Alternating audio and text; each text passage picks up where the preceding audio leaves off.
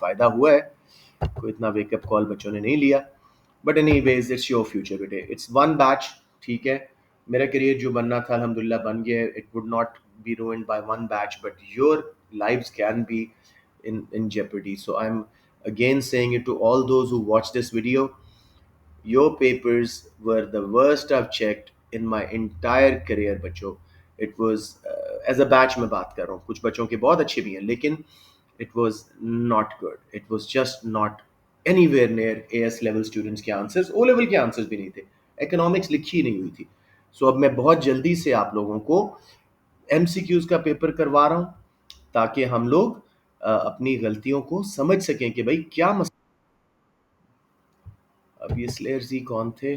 Slayer जी आप कौन है बेटे? जरा जल्दी से बता दें, मुझे बहुत मसला होता है जब आप लोग अपने असल नामों के साथ नहीं। हमजा कौन से बेटे? There are 3 Hamzas. Hamza Nadeem, okay right. Someone wants to join the call. एक मिनट पहले मैं आप लोगों की अटेंडेंस लगा दूं, बिकॉज बाद में मुझे बीम्स पे लगानी होगी, ऑफिशियल क्लास है। तो 3 6 9 10 मेरे पास हैं और क्लास में बच्चे हैं 12। तो 2 बच्चे मुझसे मिस हुए हैं, मैं जल्दी से उनको चेक कर लूँ। एक मिनट जी। फैज़ान अरशद को तो मैंने एडमिट कर दिया, नहीं राफ़िया इरफान, ठीक है right. Jasmine let me just quickly check कि किन किन बच्चों के नाम मैंने अभी नहीं लिखे। फिज़ा हो गई, हमजा शहजाद, आइसेज आइसेज थे मेरे ख्याल में, हमजा शहजाद, यस। लाइबा, मानूर, मासिल, राफ़िया, शमीत, शरियार सलीम मैंने लिख लिया जी। और ज़ारा आमिर रह गई थी, मैं इनका नाम लिख लूँ जी। We have 3 6 9 13। I think got all the kids names. और अब ये जल्दी से एक बच्चे को मैं एंट्री दे के हम स्टार्ट करते हैं, क्योंकि इस तरह फिर वो ट्रैफिक लगी रहेगी तो हम पढ़ नहीं सकेंगे जी। तैयब इमरान, चले जी।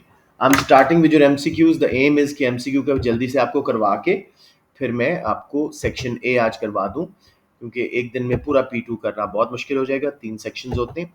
तो लेट मी क्विकली चेक वो पेपर जो आप लोगों को सेट किया था। आई होप कि यहाँ पे मेरे सामने सामने पड़ा होना चाहिए। बीसीपी बीसीपी बीसीपी, अरे एक मिनट मैं जल्दी से देखता हूँ। P1,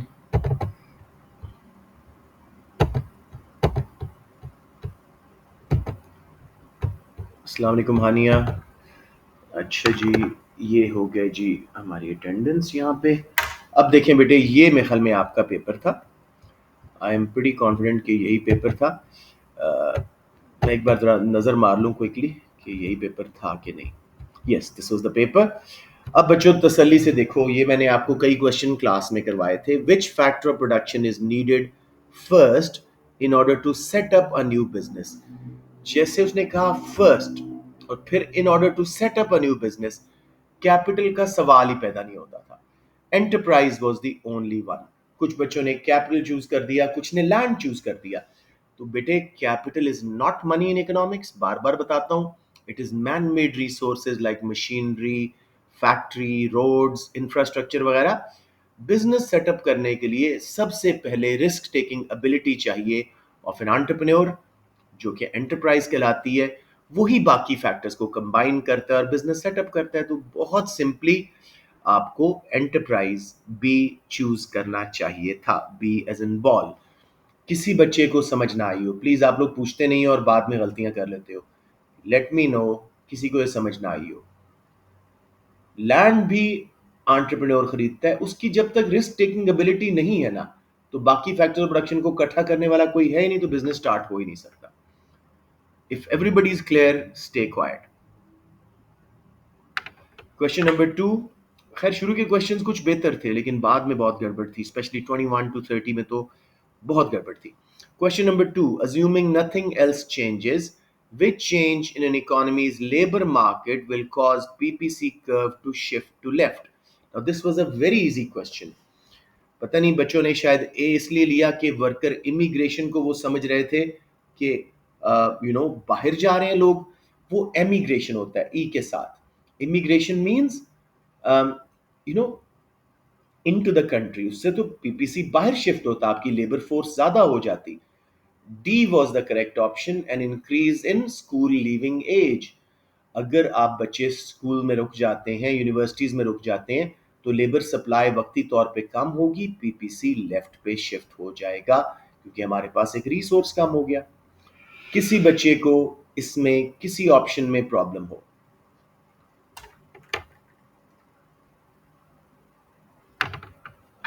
All right. Number three was a very basic question, simple by definition. What is the definition of long run?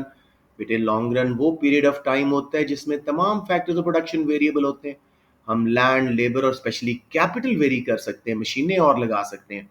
So B, the time period when all factors of production are variable.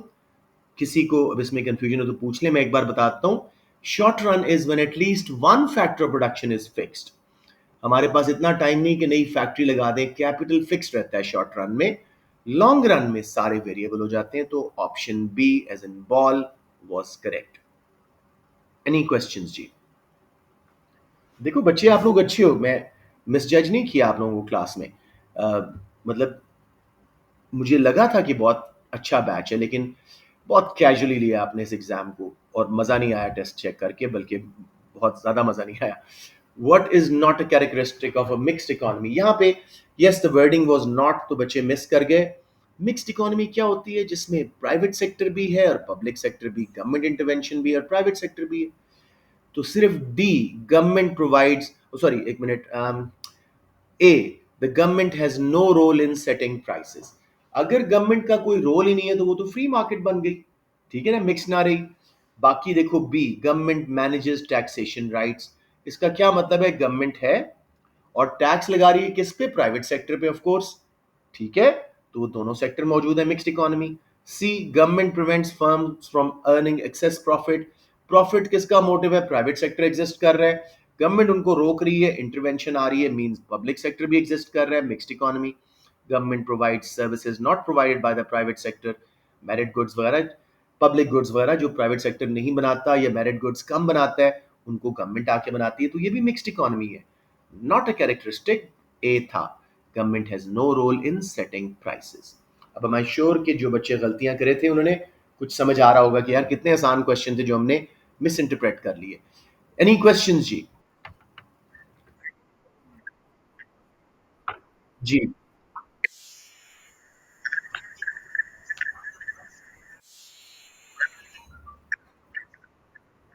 अच्छा जी। When the time period when all key inputs into production are variable.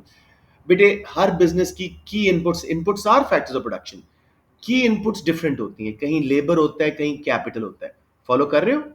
Labour intensive businesses में labour की input है, capital intensive business में capital की input है। तो सब की इनपुट्स वेरिएबल होना जरूरी नहीं है, आपके फैक्टर्स ऑफ प्रोडक्शन की अवेलेबिलिटी वेरिएबल होना चाहिए।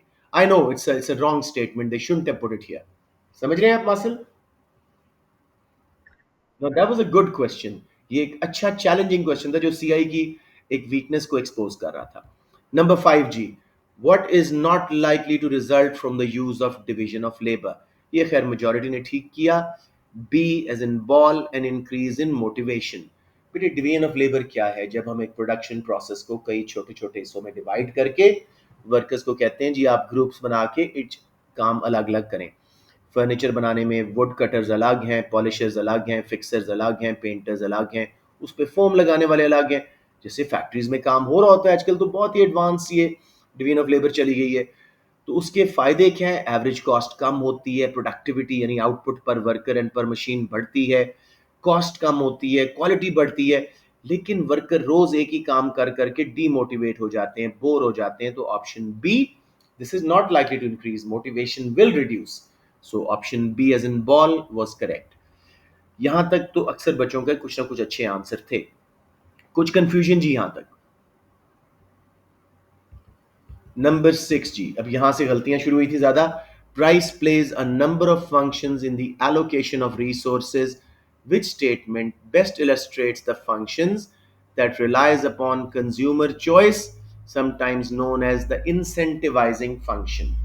अब यहाँ पे उसने क्योंकि कंज्यूमर चॉइस का वर्ड बोला तो I can understand why some kids made a mistake. लेकिन इंसेंटिवाइजिंग फंक्शन क्या है? जब प्राइस बढ़ती है प्रोड्यूसर्स को इंसेंटिव आता है ज्यादा बनाओ, इस मार्केट में आओ जहां प्रॉफिट मिल रहा है. और जब प्राइस गिरती है इंसेंटिव आता है कि भाई निकलो इस मार्केट से, कम बनाओ, यहाँ तो प्रॉफिट ही कम है. कंज्यूमर्स को जब प्राइस बढ़ती है इंसेंटिव आता है कि भाई कम खरीदो इस चीज को, this is not value for money. और जब प्राइस कम होती है तो इंसेंटिव आता है ज्यादा खरीदो. तो सिर्फ option B, B is in ball, a price fall tends to persuade some producers not to stay in the market for the good. उन्हें यहाँ पे प्रॉफिट नजर नहीं आ रहा. बाकी ऑप्शंस आप लोग देख सकते हैं. I am gonna give you a few seconds to go through. कोई कंफ्यूजन हो तो मुझसे पूछ लें.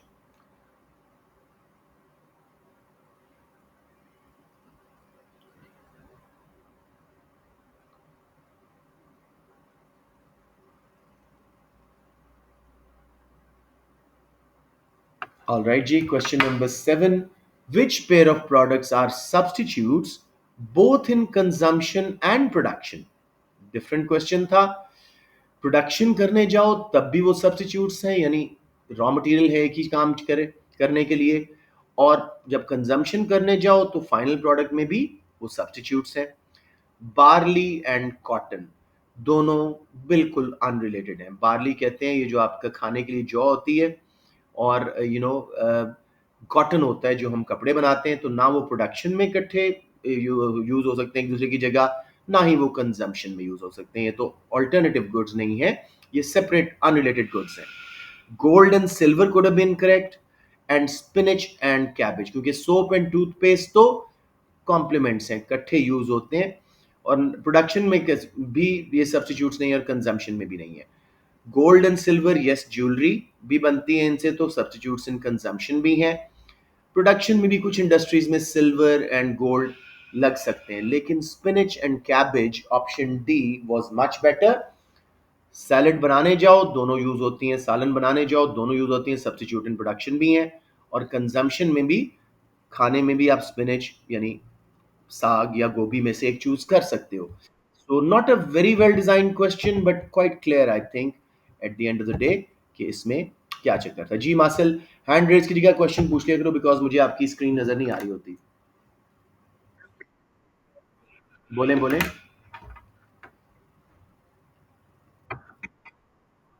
ओके, 7 क्वेश्चन हो गए हैं जी. किसी को कोई confusion? Plus it's recorded class, I post it, दोबारा देखिएगा तो अपने कॉन्सेप्ट्स को और अच्छा कीजिएगा. Diagram shows PPC curve for wheat and corn. अब यहाँ पे पीपीसी के जो कॉन्सेप्ट्स मुझे एक्सपोज हुए ना आपकी क्लास के, I was shocked. I think there was only one correct definition of out of 17 papers I've checked so far of PPC.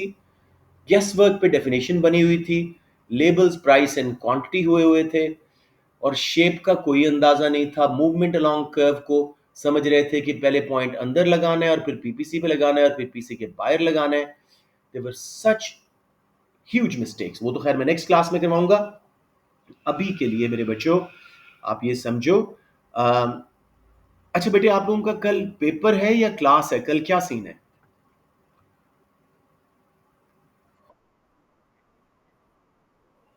Till, यानी कल हमारी क्लास है 10 to 12 at the campus, right?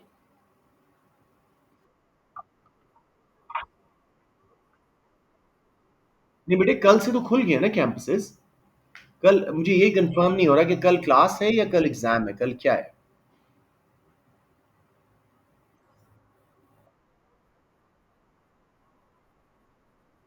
हम्म. हम्म.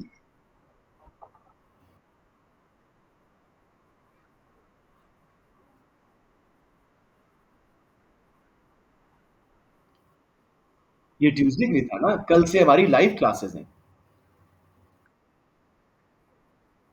कल पेपर्स हैं.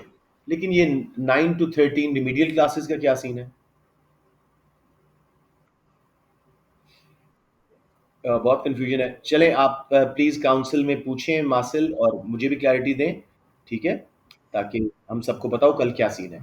राइट जी। Diagram shows PPC for wheat and corn. अब मेरे बच्चों याद रखो, स्ट्रेट लाइन पीपीसी क्या शो करता है? Constant opportunity cost. मतलब जब भी आप एक एडिशनल यूनिट ऑफ कॉर्न बनाओगे तो लेट से दो या तीन, जो भी एक सर्टेन अमाउंट ऑफ व्हीट हर दफा छोड़नी पड़ेगी, अपॉर्चुनिटी कॉस्ट ना गिरेगी ना बढ़ेगी। आउटवर्ड बेंडिंग हो, यानी इसका कुब निकला हुआ हो बाहर की तरफ, जैसे कॉनकेव शेप या उसको बोलते हैं, उसमें इंक्रीजिंग अपॉर्चुनिटी कॉस्ट होती है। और रीजन क्या? Non homogeneous resources are not equally efficient at making both goods. तो इस केस में स्ट्रेट फॉरवर्ड डी ऑप्शन थी, the opportunity cost of producing corn is constant from moving when moving from M to N. Throughout the curve, constant opportunity cost। अगर आप lines draw करो different combinations की, तो आपको पता लगेगा हर दफा एक सर्टेन अमाउंट ऑफ कॉर्न बनाने के लिए आपको उतनी ही अमाउंट वीट की बार बार छोड़नी पड़ेगी, अपॉर्चुनिटी कॉस्ट बढ़ेगी नहीं या कम नहीं होगी। ये सबको क्लियर हो रहा है? ये मैं ड्रॉ करके दिखा दूं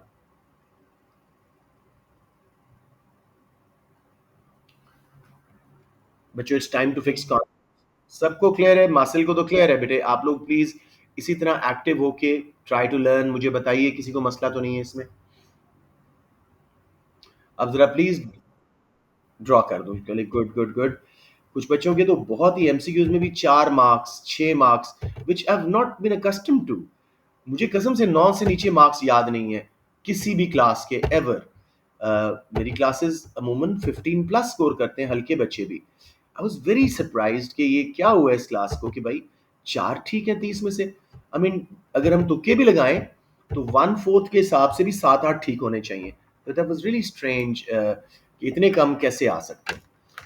और प्लीज बच्चों एमसीक्यूज ब्लैंक ना छोड़ा करें, तुक्का लगा दिया करें। There is no negative marking. चले मैं आपको साइड बाय साइड बना के दोनों दिखा रहा हूं। ये एक स्ट्रेट लाइन पीपीसी है, कांस्टेंट अपॉर्चुनिटी कॉस्ट वाला। लेबल क्या होते हैं बेटे? कोई सी दो गुड्स के नाम, अगर उसने क्वेश्चन में नाम दे दिए एग्रीकल्चर इंडस्ट्रियल तो आप वो लिखोगे, नहीं दिए तो good Y, good X, consumer goods, capital goods, something like that. अब मेरे बेटे let me make it like, इसको 10 कर रहा हूं, इसको 5 कर रहा हूं। अब आप खुद देखेंगे, पहले मैंने एक पॉइंट लिया ए, मैं एक बना रहा था गुड एक्स और 8 बन रही है गुड वाई। मैंने एक एक्स बनाने के लिए कितनी वाई छोड़ी है? 2y for 1x। अब मैं एक और x बनाता हूं, उतना ही मैंने फासला लिया। बी पॉइंट पे थोड़ा लाइन ड्रॉ टेढ़ी हो गई है, अगेन उतनी ही चीजें छोड़ी 2y। फिर मैंने एक और x बनाया, थर्ड x बनाया, मैं पीपीसी पे गया, अगेन मैंने उतनी ही छोड़ी। कुछ फॉलो कर रहे हो? Opportunity cost for every extra x is 2y। अब इसके लेबल चेंज कर दो तो, लेकिन तरतीब यही रहेगी कि 2y छोड़नी है, एक छोड़नी है, 3, हर दफा सेम अमाउंट छोड़ोगे, क्योंकि रिसोर्सेज दोनों चीजें बनाने में इतने एफिशिएंट हैं। उनको y से x पे लगा रहे हो, ट्रेनिंग देनी पड़ रही लेबर को, लैंड को अडाप्ट नहीं करना पड़ रहा, कैपिटल को चेंज नहीं करना पड़ रहा, अपॉर्चुनिटी कॉस्ट कांस्टेंट है। अब रियलिटी में ये होता है increasing opportunity cost, outward bending PPC, good Y. आप लोग प्लीज खाली वाई और एक्स ना लिखिएगा, वो समझेगा कि आप एक्सिस को लेबल कर रहे हैं, गुड वाई गुड एक्स। अब जरा देखो, मैं सेम लेबल ले रहा हूं 100 100। अब देखिएगा अपॉर्चुनिटी कॉस्ट बढ़ेगी। ए पॉइंट मैंने सेंटर में लिया, अंदाजन ये बन रही है जी 70, और ये भी, और थोड़ी टेढ़ी होगी लाइन, चलें इसको सीधा करता हूं, ये भी बन रही है जी 70। अब मैंने रिसोर्सेज को, मूवमेंट अलोंग द कर्व कब आती है? जब हम रिसोर्सेज को रीएलोकेट करते हैं। ये बहुत बड़ी गलतियां आप लोगों ने की है। अब नोट करें, अब मैंने 20 और ये बनाए, और ये वाले तकरीबन अब 40 रह गए, तो मैंने 30 वाई छोड़े। अब जरा नोट करें, अब मैंने एक और बार कुछ वाई और एक्स बनाने की कोशिश की, मुश्किल से मैंने मजीद 5 एक्स बनाई हैं, और ये देखो ये सिर्फ अब 10 रह गई हैं। अपॉर्चुनिटी कॉस्ट कैसे इंक्रीज हो रही है? पहले 20x बनाने के लिए मुझे 30y छोड़नी पड़ी थी, अब सिर्फ 5x एक्स्ट्रा बनाने के लिए मुझे 30y। Every x I am giving, पहले 20 के बदले में 30, यानी 1 के बदले में 1.5y मैं छोड़ रहा था, अब 5 के बदले में 30, एक x के बदले में मैं 6y छोड़ रहा हूं। मेरी अपॉर्चुनिटी कॉस्ट बढ़ना शुरू हो रही है, बिकॉज रिसोर्सेज जो गुड वाई बनाने के लिए हैं, वो अलग हैं, जो गुड एक्स के लिए हैं, वो अलग हैं।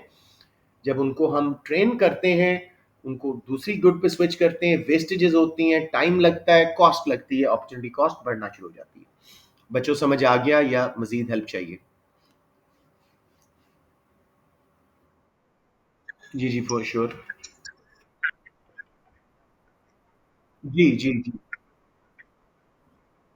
उसमें resources are more suitable to one type of good. तो आप जिस गुड की तरफ लगाओगे, वो आसानी से ज्यादा बनेगी, दूसरी कम कम कम छोड़नी पड़ेगी, लेकिन वो आपको लॉन्ग क्वेश्चन नहीं आएगा कभी भी। जी जी।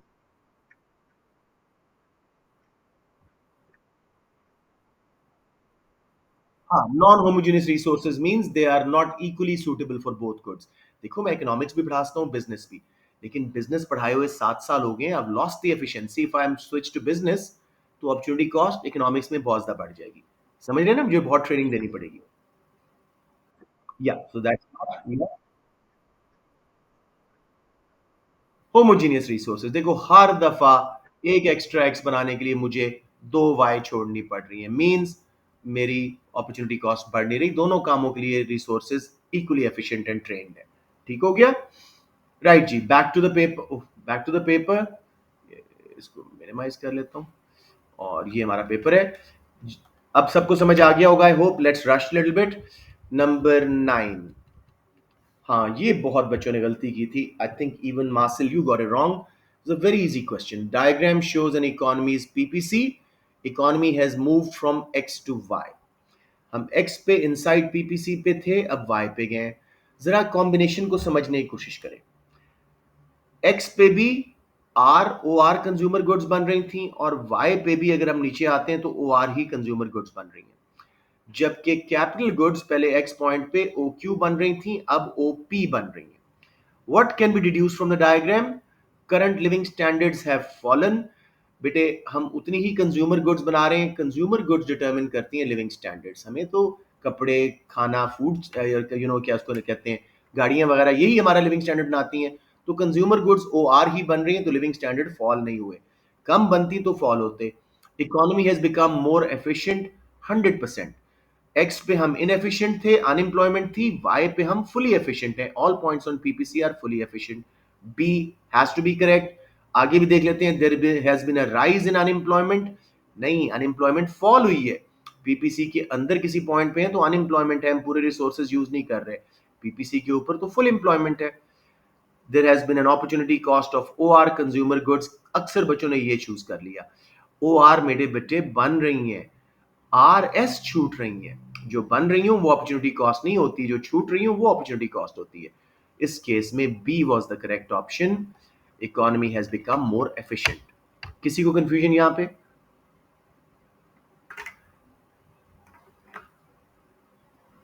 ओके जी, लेट्स मूव ऑन।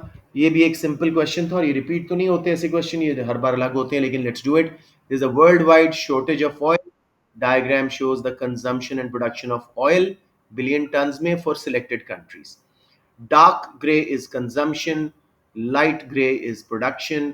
अब ऑप्शन पे जाते हैं। A, in Britain oil has zero opportunity cost. Britain में जितना ऑयल बन रहा है उतना ही कंज्यूम हो रहा है। Oil is a scarce good, उसमें जीरो अपॉर्चुनिटी कॉस्ट तो हो ही नहीं सकती। तो ये बच्चों ने, कईयों ने चूज कर दिया गलत option. Japan, there is self sufficiency in oil. Japan को जाके देखो, सिर्फ कंजम्पशन कर रहा है, प्रोडक्शन तो है ही नहीं। सेल्फ सफिशिएंट मींस कंजम्पशन कम हो, प्रोडक्शन ज्यादा हो। तो जापान तो बिल्कुल सेल्फ सफिशिएंट नहीं है, इंपोर्ट कर रहा है सारा। गलत। C is the correct option. In Russia there is no shortage of oil. Russia में प्रोडक्शन देखो कहां 5 बिलियन टन हो रही है, और कंजम्पशन 2 टन से भी कम है, बिलियन टन से। सो तो बड़े सेल्फ सफिशिएंट है, शॉर्टेज है ही नहीं। So C was the correct option. समझ आ गया मेरे बच्चों? कोई कंफ्यूजन?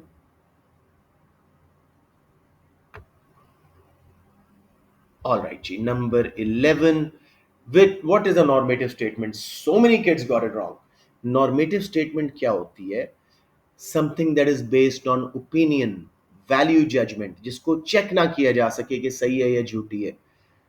पॉजिटिव स्टेटमेंट झूठी भी हो सकती है, लेकिन उसको आप प्रूव कर सकते हो कि सच्ची है या झूठी है।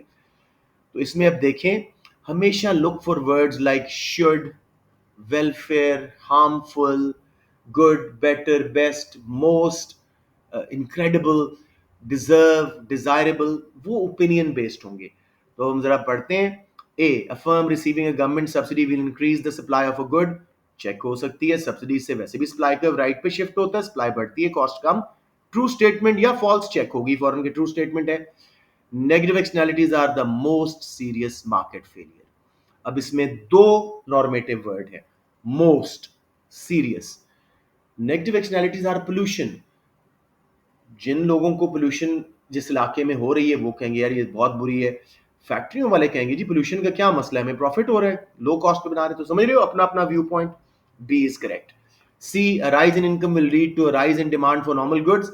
अगेन चेक हो सकती है, ट्रू स्टेटमेंट है। अगर इंफीरियर भी बोलता तब भी पॉजिटिव स्टेटमेंट होती, क्योंकि चेक हो जाता कि गलत स्टेटमेंट है।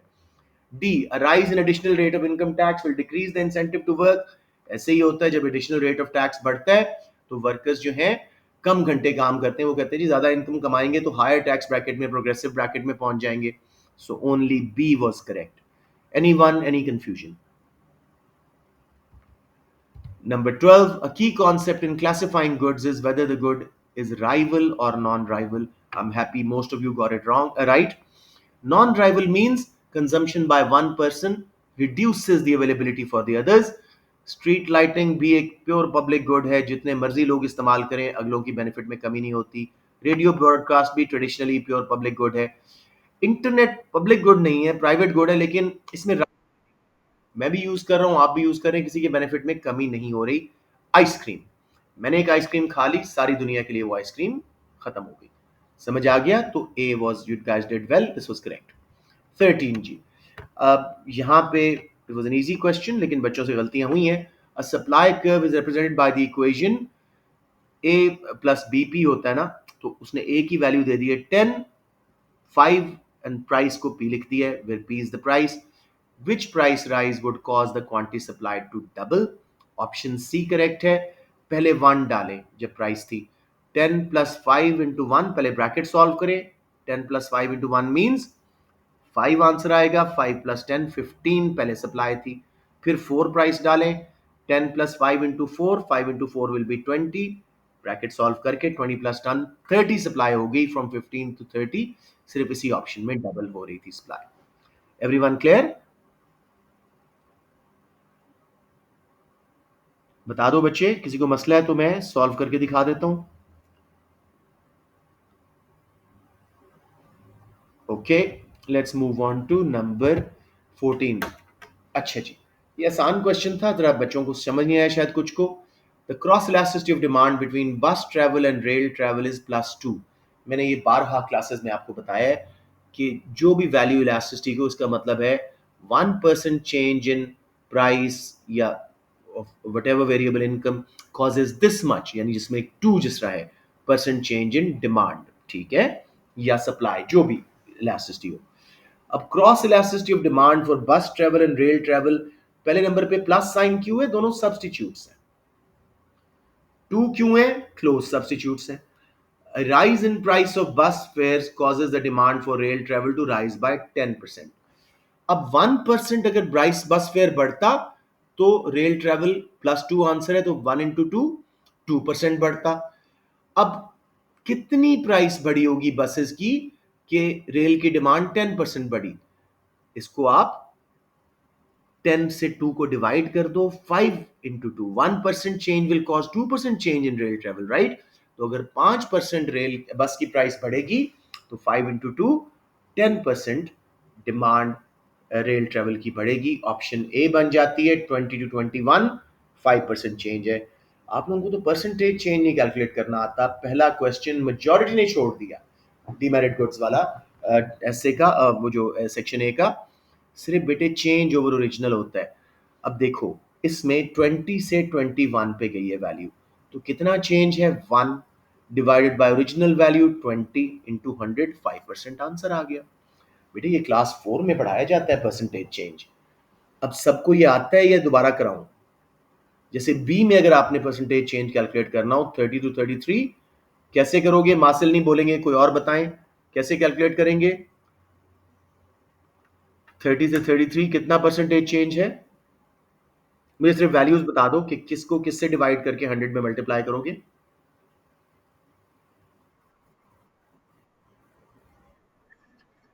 3/30 × 100। इसी तरह सी में कोई और बच्चा बताए कैसे करेंगे।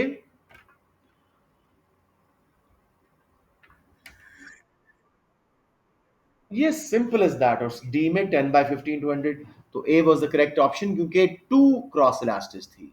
मीन्स 1% चेंज इन बस travel price will cause 2% change in rail travel. वो 10% क्यों बढ़ेगी जब बसेस 5% महंगी होंगी। ऑब्वियसली 1% से 2% चेंज आ रहा था तो x5 बनेगा। सबको क्लियर हो गया या कोई कंफ्यूजन। आज लगता है एमसीक्यूज ही हो सकेंगे क्योंकि क्लास जरा लेट स्टार्ट की थी हमने।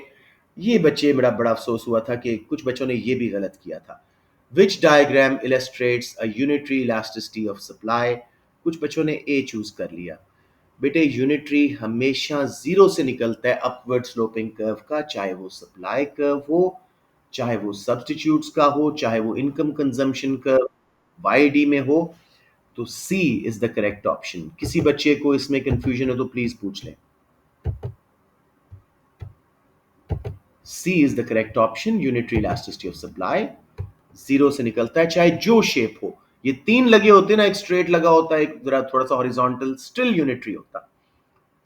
बाकी आपको याद करा दूं, ए कौन सा है जी, परफेक्टली इनइलास्टिक यानी 0 पीईएस। बी कौन सा है, वाई एक्सिस से निकल रहा है, इलास्टिक, वैसे भी हॉरिजॉन्टल है।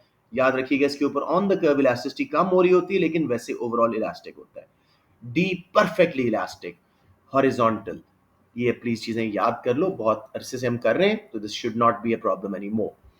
Number 16। A sports stadium has two prices of seats.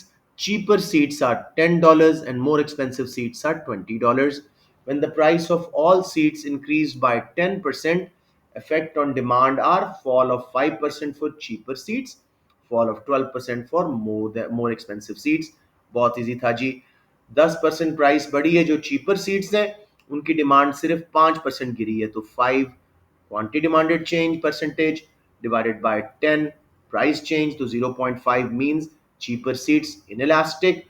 और क्योंकि जो एक्सपेंसिव सीट्स हैं उन पे 12% का फर्क आया है, तो 12 क्वांटिटी डिमांडेड में चेंज है, 12/10, 1.2 greater than 1 means elastic.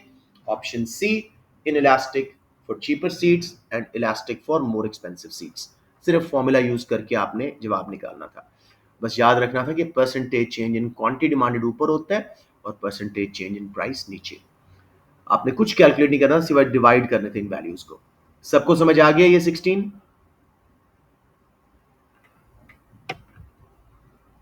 Alright, number 17 जी। Which statement correctly describes the shape of demand curve for a normal good? I'm happy most of you did it well. इसमें option was inverse relationship. B, inverse relationship between price and of the good and quantity demanded. Income and quantity demanded वाली भी बात गलत है, positive relationship तो है ही नहीं। जब भी प्राइस बढ़ती है quantity demanded on the curve कम होती है। कई बच्चों ने प्राइस चेंज को शिफ्टर समझा हुआ है आपकी क्लास में। नहीं बेटे, प्राइस चेंज से शिफ्ट नहीं होता कोई भी कर्व, वो इंटरनल वेरिएबल है। इनकम फैशन टेस्ट से डिमांड कर्व शिफ्ट होता है और कॉस्ट ऑफ प्रोडक्शन चेंज होने से रिवेंटिस के फैक्टर से सप्लाई कर्व शिफ्ट होता है। मुझे main concern demand and supply, consumer surplus वगैरह के ग्राफ आप लोगों को बिल्कुल नहीं आते। That's what I want to do tomorrow. Hopefully it's a live class, वरना अगर इधर है तो इधर करेंगे, जो भी स्कूल फाइनल डिसीजन करता है। 17 हो गया जी। Number 18। Butter and buttermilk are goods in joint supply. This was widely mistaken, गलत किया बच्चों ने। Butter and buttermilk are goods in joint supply. Joint supply means एक ही सोर्स से दो चीजें सप्लाई हो रही हैं। अब देखो, एक ही काऊ में से मिल्क भी निकलता है और बटर भी निकलता है। ठीक है जी, मतलब बटर निकला है काऊ से, उसी से बटर मिल्क निकला, ये वो कहना चाह रहा है कि बटर में से ही बटर मिल्क निकलता है। ठीक है, जॉइंटली सप्लाइड है। Supply curves in both market slope upwards to the right, हमेशा सप्लाई कर्व ऊपर ही जाता है। Health concerns cause people to reduce the consumption of butter.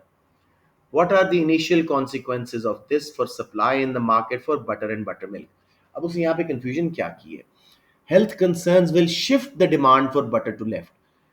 तो बच्चों ने शिफ्ट सप्लाई कर्व कर दिया बटर का। नहीं, बटर के सप्लाई कर्व के ऊपर मूवमेंट आती।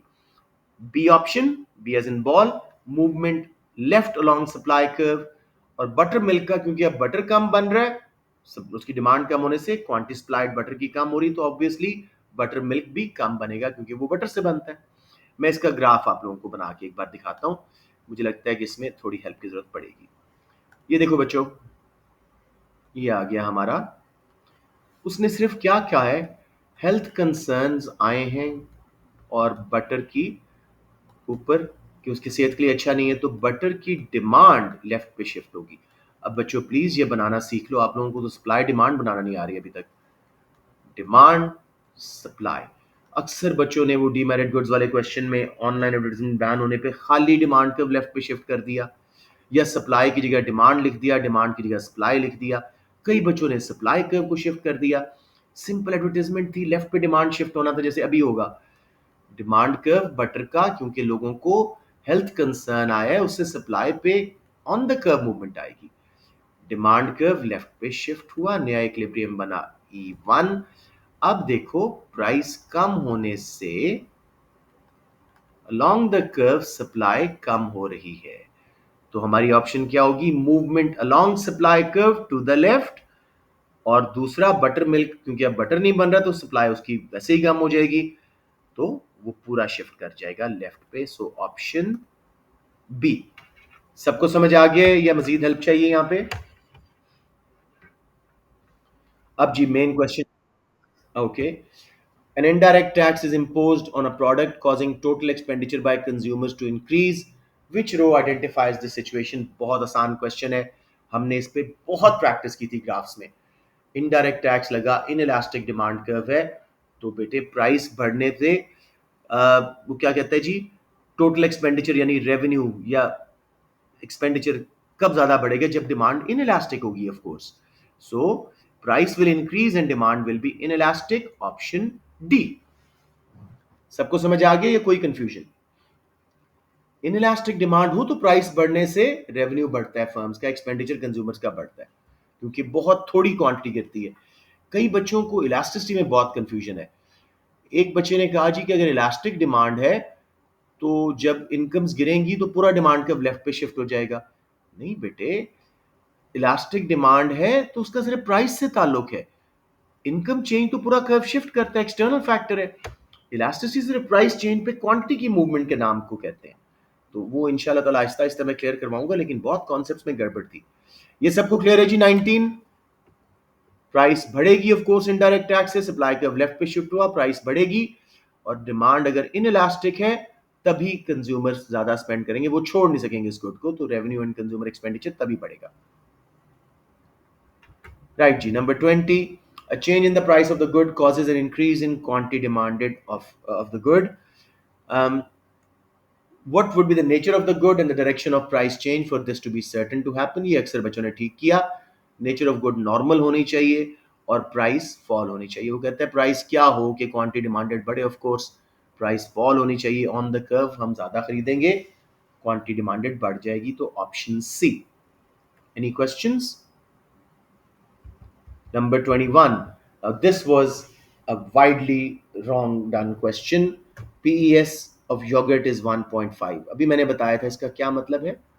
1% change in price will cause 1.5% change in supply. PES या PED सबका एक ही मतलब होता है। रिस्पॉन्सिव वेरिएबल क्वांटिटी 1.5 चेंज हो रही है जब के प्राइस में 1% चेंज आ रहा है, ठीक है। If the demand for yogurt rises and price rises by 20%, how much will be supplied to the market? मासिल के अलावा, दिया के अलावा मुझे कोई और बताएं इस क्वेश्चन में अब कैसे सॉल्व होगा। 1% change is bringing 1.5% change in supply. Price 20% बढ़ी है, सप्लाई कितनी बढ़ेगी बताएं मुझे, शाबाश कोई और बच्चा। मानूर आप बता 30%। 20 को 1.5 में मल्टीप्लाई करोगे, डी ऑप्शन। इसमें बहुत बच्चों ने गलती की थी, और 22 में तो बहुत ही गलतियां थी। खैर ये क्वेश्चन जरा ऑड्स है। Diagram shows the market demand for and supply of a good, which statement is not valid. अब मेरे बेटे इसमें ए बी डी बाद में पढ़ लेना, बिल्कुल वैलिड स्टेटमेंट्स हैं। सी गलत है। If price was to fall from OP1 to OP3 extra quantity demanded will be equal to extra quantity supplied P3 पे। तो शॉर्टेज हो रही है, डिमांड X पे खड़ी है और सप्लाई सिर्फ Y पे है, ह्यूज शॉर्टेज, तो बराबर नहीं हो रही। C is an invalid statement. सबको समझ आ गया? बाकी सब स्टेटमेंट्स करेक्ट हैं। मेरे पास 10 मिनट हैं और 8 क्वेश्चंस हैं। Let me just quickly do. जी जी, जल्दी वासल।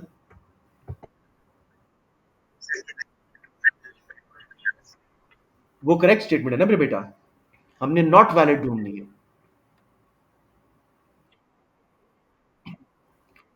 एट प्राइस नहीं, at price OP3 X represents the quantity consumers are able and willing to buy। बिल्कुल P3 पे जाओ, X is the demand। ठीक है ना? Let's move on. 23 जी, ये तो हमने बहुत अच्छा किया था क्वेश्चन, लेकिन बच्चों ने गलती की है इसमें। आई डोंट नो व्हाई।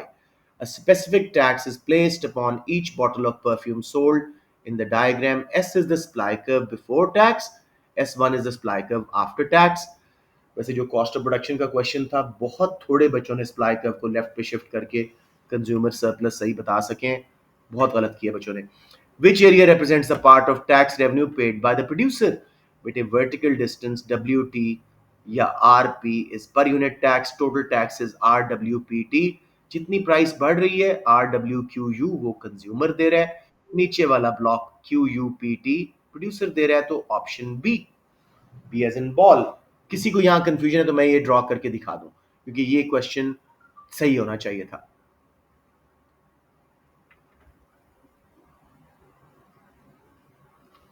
अब I am taking silence as you understand it. Okay, चलें जी। Number 24, what is an example of a product in joint demand? Joint demand means complements. तो बड़ा आसान क्वेश्चन था। I don't know why some kids got it wrong. C, headphones that can be used with a smartphone, इकट्ठे use होते हैं। बाकी अगर आप देखें, स्मार्टफोन के साथ पर्सनल कंप्यूटर तो वो सब्स्टिट्यूट्स हैं, स्मार्टफोन के साथ alternative brand of smartphone substitutes हैं, स्मार्टफोन के साथ metals used in manufacture of smartphone वो तो उसका रॉ मटेरियल है। सिर्फ C, headphones that can be used with smartphone. This was a no brainer question. सबको क्लियर है? आप सारे यूज करते हो as a complementary jointly demanded good. शायद पता नहीं था कि जॉइंट डिमांड मतलब कॉम्प्लीमेंट्स होते हैं। राइट जी। 25, a product has a high PES, what might explain this? ये बड़ा अफसोस मुझे हुआ था कि ये बच्चों ने कैसे गलत कर दिया। B, it has non perishable nature. Durable good, जब प्राइस गिरे हम सप्लाई कम कर देते हैं, स्टॉक में लगा देते हैं, और जब प्राइस बढ़े स्टॉक से निकाल के रिलीज करते हैं। We are very quick to respond. High opportunity cost का कोई चक्कर नहीं, इंफीरियर गुड्स का इनकम से ताल्लुक है, लग्जरी गुड्स कई बच्चों ने चूज कर लिया पीईडी से मिक्स करके। बेटे वो पीईडी का फैक्टर है, स्पिट में आता है। प्लीज ये फैक्टर्स अब रिवाइज करें। You need to be very clear on demand के फैक्टर्स, सप्लाई से अलग, पीईडी के फैक्टर्स पीईएस से अलग। You can't keep mixing them. Number 26, this was a very easy question but relatively very wrongly done। Table shows Lee's and Jim's PED for restaurant meals and cinema tickets। अब जरा ली का देखो तो उसकी restaurant meals की elastic है और cinema tickets की इनइलास्टिक। जिम की दोनों इनइलास्टिक है। तो option C was correct. Gym will spend more money on both products. दोनों की प्राइस बढ़ी है, प्राइस बढ़ेगी, वो क्वांटिटी डिमांडेड बहुत कम छोड़ सकेगा। लेट्स से 10% प्राइस बढ़ी, वो सिर्फ 8% रेस्टोरेंट मील्स कम करेगा और 3% सिनेमा टिकट्स, तो उसका एक्सपेंडिचर यानी फर्म का रेवेन्यू बढ़ेगा ना। तो C was correct. Everybody got it या थोड़ा सा और एक्सप्लेन करूं?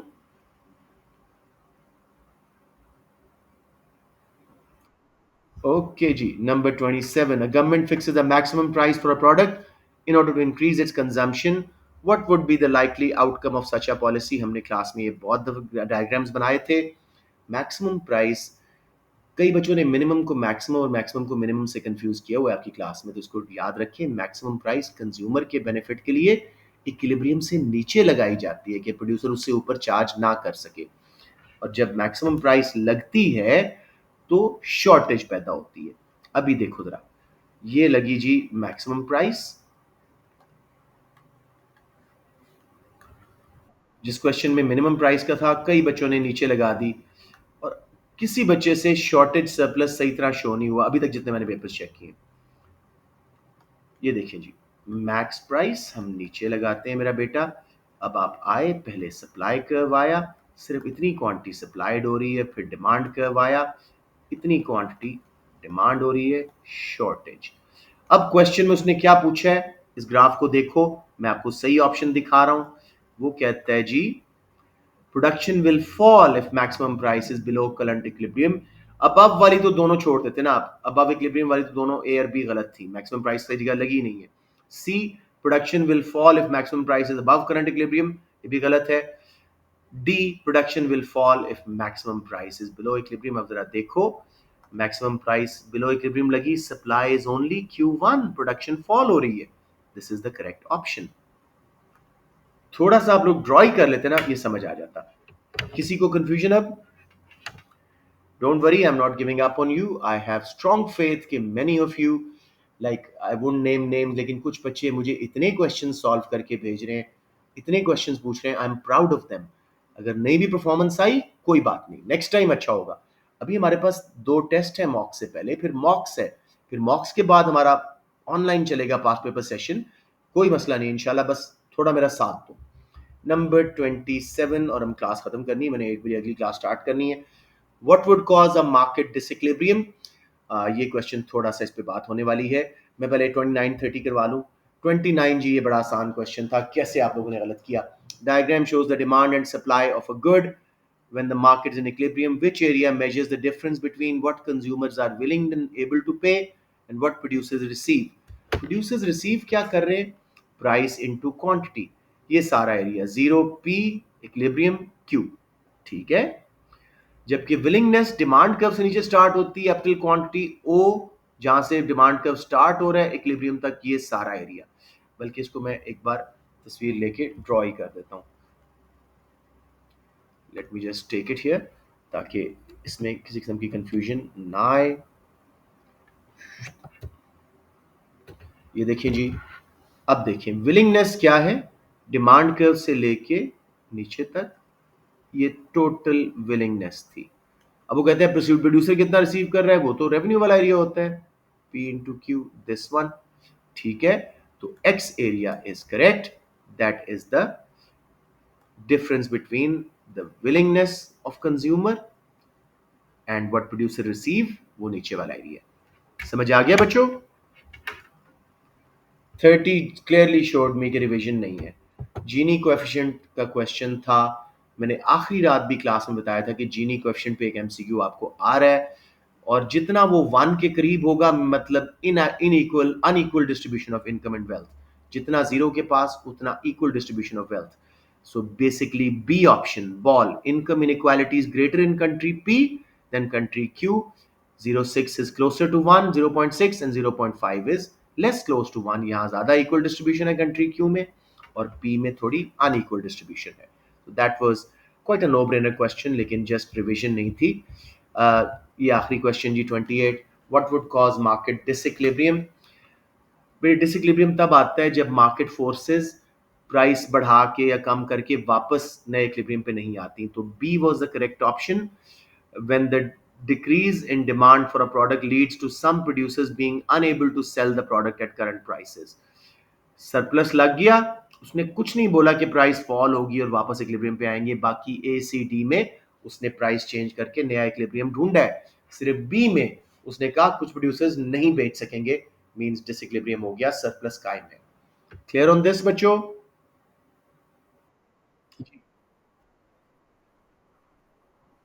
17, प्लीज बोला करें, डोंट बी शाय, साथ साथ पूछा करें ताकि क्लियर। No worries. नंबर 17 क्या था जी, which statement describes the shape of demand curve for a normal good. अरे बेटे, डिमांड कर्व की शेप क्या होती है? सिंपल, ये ऊपर से नीचे आ रहा होता है। उसकी वजह क्या है? हायर प्राइसेस पे हम लोग कम खरीद सकते हैं, क्वांटिटी डिमांडेड कम होती है। जब प्राइसेस गिरती हैं तो एक्सटेंशन आती है अलोंग द कर्व, हम ज़्यादा खरीद पाते हैं। तो इसकी शेप क्यों इस तरह की है? प्राइस जब गिरती है क्वांटिटी डिमांडेड बढ़ती है, प्राइस जब बढ़ती है क्वांटिटी डिमांडेड गिरती है, यानी inverse relationship. Simple as that. तो यही वो ऑप्शन दे रहा है आपको, inverse relationship between price of the good and quantity demanded, option B. समझ आ गया अब?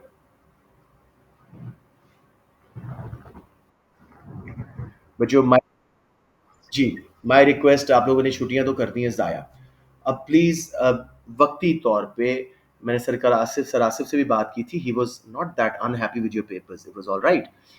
बाकी सब्जेक्ट्स को थोड़े दिनों के लिए बेटे छोड़ो, आपका इकोनॉमिक्स क्रिटिकल कंडीशन में।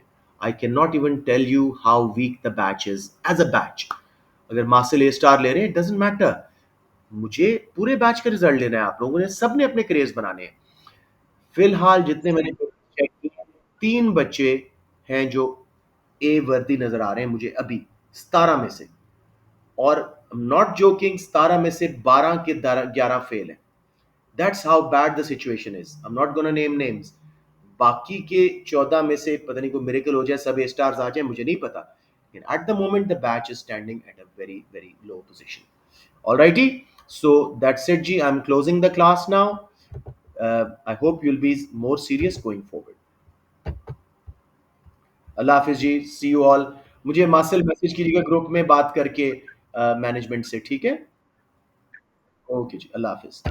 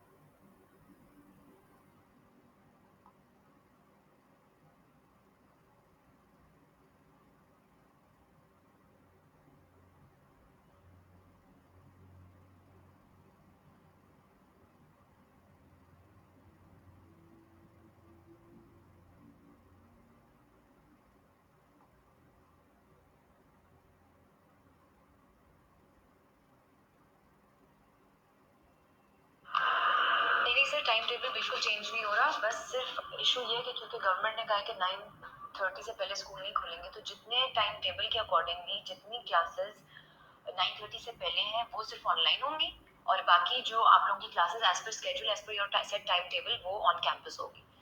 टाइम टेबल में कोई चेंज नहीं है।